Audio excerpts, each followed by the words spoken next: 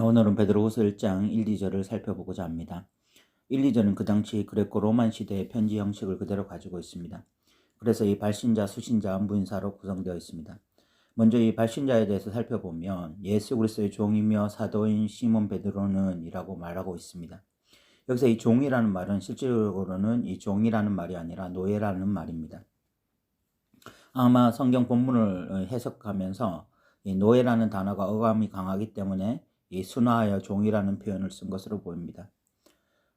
지금의 개념에서가 아니라 그 당시 성경이 쓰였을 때로 돌아가 이 노예를 상상해 보시기 바랍니다. 물론 그 당시 노예들이 모두 인권이 없거나 이 비참한 삶을 살진 않았습니다. 노예들 가운데는 이 경제적 활동을 위해서 스스로 노예가 되는 자들도 있었고 또 노예에서 풀려나서 자유민이 되는 경우도 많았습니다. 그러나 그렇기 때문에 노예의 삶이 할만했다고 생각하시면 안 됩니다. 오늘날 시대 모든 국민에게 기본적인 인권이 보장되어도 어느 곳에서는 여전히 인권을 박탈당하고 학대를 받는 힘없는 자들이 존재합니다. 하물며 2000년 전에 노예가 합법화되어 있던 시절에 이 노예의 삶이라는 것이 결코 쉽지는 않았을 것입니다. 여성들 가운데서는 주인의 이 성적 놀이객감으로 전락한 자들도 있었을 것이고 이유 없이 이 매를 맞기도 하고 또 노동에 맞는 대가를 받지 못하는 경우도 허다했을 것입니다.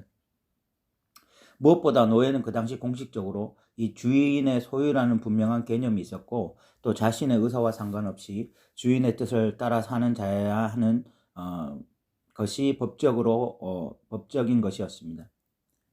이 베드로가 노예라는 단어를 사용한 것은 바로 이 때문이었을 것입니다. 이제 자신은 예수님의 분명한 소유며 자신의 뜻이 아니라 예수님의 뜻을 따라 사는 자라는 신앙 고백으로 이런 표현을 썼을 것입니다.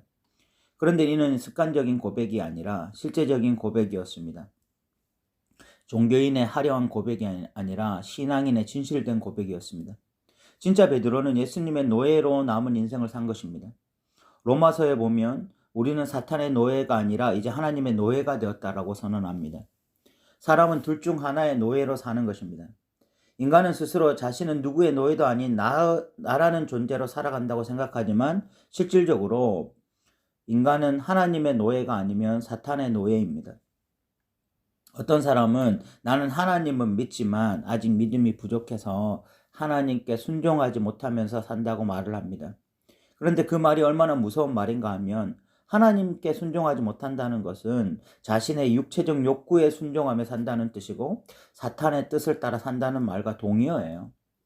그렇기에 이 예수님의 이 고백, 이 베드로의 이 고백, 나는 이 예수님의 그리스도의 노예입니다라는 고백은 베드로라는 이 특별한 신앙인의 고백이 아니라 우리 모두의 고백이 되어야 하는 것입니다. 베드로는 또한 이 자신을 사도라고 말을 합니다.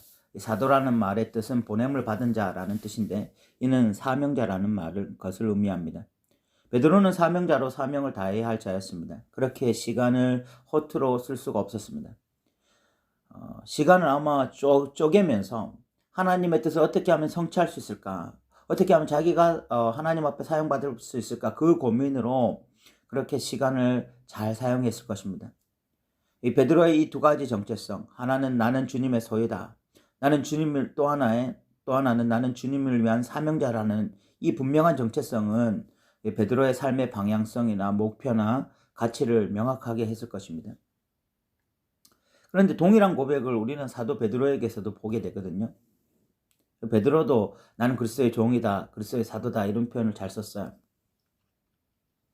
그렇다면 이는 특별한 자들의 어떤 고백이 아니라 우리 모든 신앙인들의 일방적인 고백이 되어야 된다고 저는 믿습니다.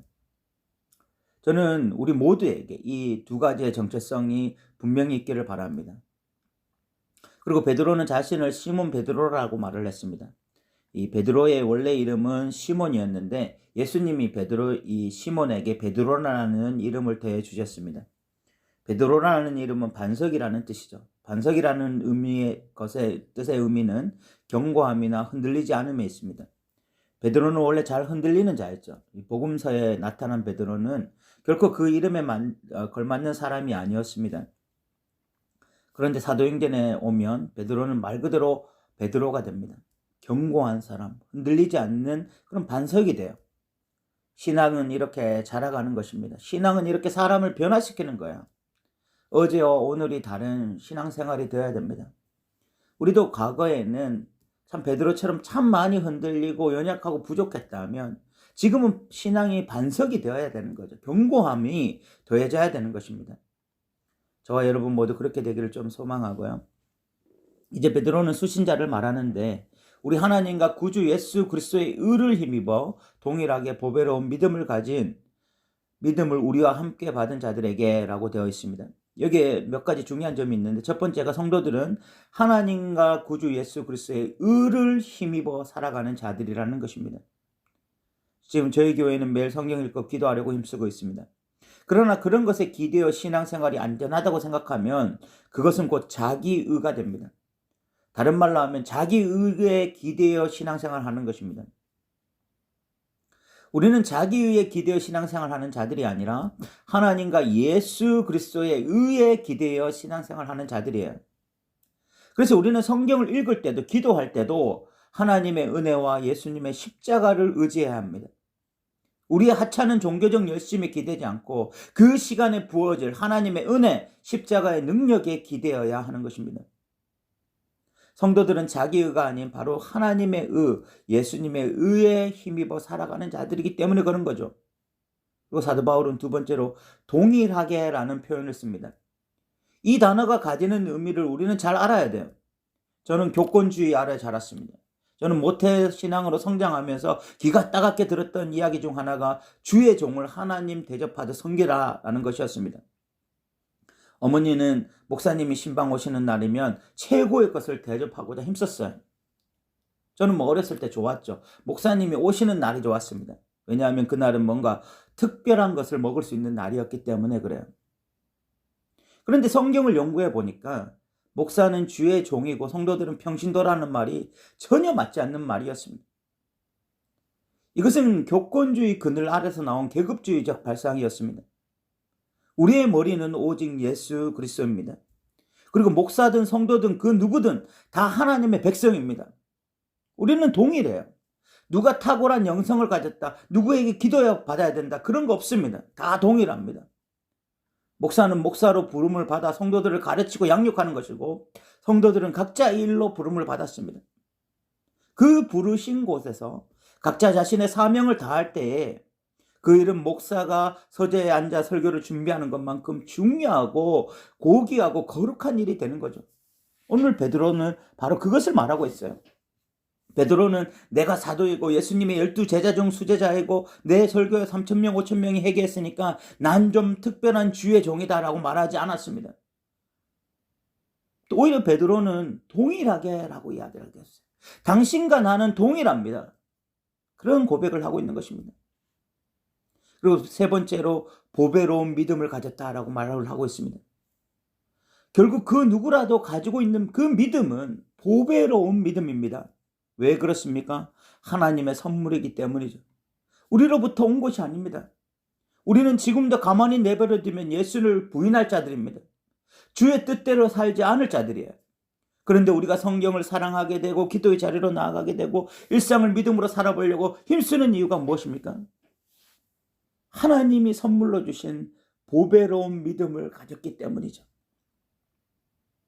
이 보배로운 믿음을 주신 하나님을 찬양합시다. 그리고 이 보배로운 믿음을 소중히 여기며 더 믿음의 발걸음을 옮겨가는 저와 여러분 되시기 바랍니다. 2절에는 발신자, 수신자에 이어 전형적인 안부 인사로 이 은혜와 평강을 기원하고 있습니다. 읽어보겠습니다. 하나님과 우리 주 예수를 알므로 은혜와 평강이 너에게 더욱 많을지어다 라고 말씀하고 있어요. 근데 여기에 주목해야 될 표현이 있는데 이 은혜와 평강을 기원하면서 베드로는 그 은혜와 평강의 전제로 하나님과 예수, 우리 주 예수를 알므로라고 말을 하고 있습니다. 우리가 왜 자꾸 은혜와 평강을 빼앗길까요? 그것은 하나님과 예수님을 아는 지식을 잃어버렸기 때문입니다. 오늘 아침에 창세기 20장을 묵상하면서 아브라함의 모습을 보았습니다. 아브라함은 애굽으로 내려가면서 안전 확보를 위해서 아내를 루이라고 속였습니다. 너무나 심각한 악을 행한 것입니다. 아내를 루이라 속인 것은 그 순간 하나님을 잃어버린 것이고 아내를 다른 남자가 겁탈해도 상관없다는 생각이며 다른 사람들까지 하나님의 심판의 대상이 되게 하는 악한 행위였습니다. 그런데 아브라함이 왜 아내를 누이라 속이는 끔찍한 죄를 범했을까요? 하나님을 아는 지식을 순간적으로 잃어버린 거죠. 하나님이 누구신지, 예수님이 누구신지 깊이 묵상하지 못한 것입니다. 그리고 보이는 현실만 바라보면서 자기 생각에 빠지니까 이런 엉뚱하고 악한 행동을 하게 된 것입니다. 하나님과 예수를 아는 지식이 분명해지면 우리는 환경과 상황 때문에 은혜와 평강을 빼앗기지 않을 것입니다. 그런데 우리가 은혜와 평강을 빼앗기고 쫓기고 불안해하는 삶을 사는 이유는 하나님과 예수를 아는 지식을 어느 순간에 빼앗겨버린 것이죠.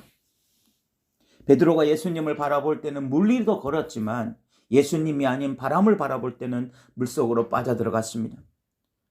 아무것도 아닌 우리가 하나님과 예수를 아는 지식으로 충만할 때는 사자보다 담대하지만 하나님과 예수를 아는 지식을 잃어버리면 가장 추잡하고 더러운 행위도 일삼습니다. 그리고 은혜와 평강이 없는 삶을 사는 것이죠. 이제 말씀을 마무리하겠습니다. 베드로는 종이며 사도였습니다. 우리도 하나님의 노예로 사명자로 살기를 소망합니다. 성도들은 다 동일합니다. 누가 더 탁월하고 누구에게 종속되어야 하는 거 없습니다. 우리가 각자 부르심을 받은 대로 하나님께 쓰임받기를 원합니다. 또한 우리에게는 보배로운 믿음이 있습니다. 믿음이 보배롭다는 인식이 우리에게 다시 있기를 소망합니다. 그래서 이 믿음 있음에 감사하고 이 믿음을 지키며 살아가는 자들 되게 소망합니다. 또한 우리는 은혜와 평강으로 살아가는 자들입니다. 그리스도인의 가장 큰 특징이 은혜와 평강을 누리는 거죠. 그런데 이 은혜와 평강은 하나님과 예수 그리스도를 제대로 아는 것으로 오는 것입니다.